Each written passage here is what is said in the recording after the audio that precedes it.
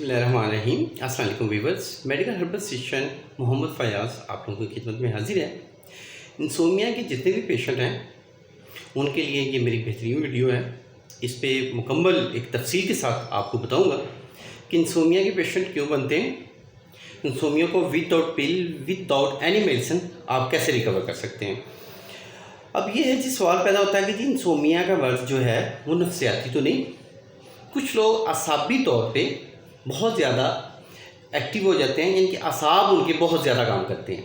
देखिए, अगर असाब में तेज़ी हो, नर्वस सिस्टम में तेज़ी हो तो नींद का मसला बनता है। अब असाब में तेज़ी किन चीज़ों से आती है?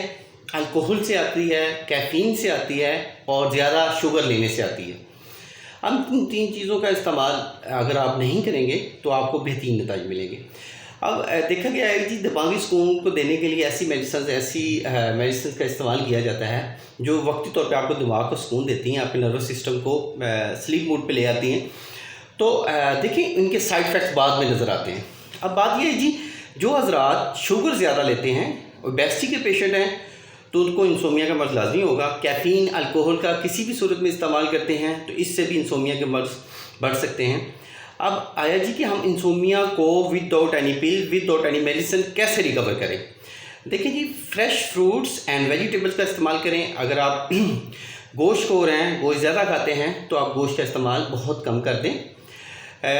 मगरिब के बाद आप चाय का इस्तेमाल बिल्कुल ना करें। देखिए, एक कप चाय आपको 1 से 2 घंटे एक्टिव कर सकता है, तो इसलिए मोस्टली हज़रात देखेंगे जी रात का खाना खाने के बाद चाय का कप लेते हैं, उसके बाद नींद डिस्टर्ब हो रही होती है उनकी और जल्दी नींद नहीं आती।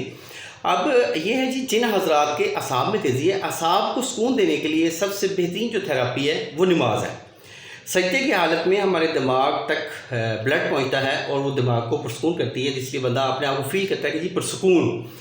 अब ये कि असाब को ताकत देने के लिए, ताकि असाब की जो, अगर असाब में खुश्की है, असाब में खुश्की की वजह से भी नींद डिस्टर्ब होती है, तो असाब की खुश्की ख़त्म करने के लिए आप ओलिव ऑयल का ज़्यादा इस्तेमाल करें, नट्स का इस्तेमाल करें, आप बादाम का तेल जो है इसका इस्तेमाल करें, आप दूध में लें। अगर ओबेसिटी है, मोटे हजरात हैं, तो अपना वज़न कम करें। अब एक बहुत ज़बरदस्त सी एक बात आपको बताने जा रहा हूँ, ठीक है। नई मेडिकल साइंस कहती है कि जितनी कैलोरीज आप ले रहे हैं, अगर वो सही तरीके से बर्न नहीं हो रही तो आपको इंसोमिया का मर्ज़ हो सकता है, बेख्वाबी हो सकती है, नींद पुरसकून नहीं हो सकती। देखिए, जो हम ग़िज़ा ले रहे हैं वो उनकी कैलोरीज, जितनी कैलोरीज ले रहे हैं 500 या 600 के बिटवीन आप कैलोरीज लेते हैं, तो वो बर्न होनी चाहिए, ठीक है। अगर आप बर्न नहीं करेंगे तो आपको इंसोमिया का मर्ज़ हो सकता है। इसका एक बेहतरीन एक फार्मूला बताने जा रहा हूँ। आपने खशखास लेनी, खशखास हर्बल स्टोर से आसानी से मिल जाती है। खशखास आप ½ टीस्पून और 1 गिलास दूध, ये दोनों अच्छी तरह आपस में मिक्स करें, या इसको आप चूल्हे पे रख दें, 1-2 जोश के बाद इसको ठंडा करके नोश फरमाएँ। सोने से पहले खशखास का इस्तेमाल करें दूध में, जो मैंने अभी बताया है। इंशाल्लाह नींद अच्छी हो जाएगी। वॉक करें, वॉक लाजमी करें, जितना आपने कैलोरीज ली हैं उनको बर्न करें।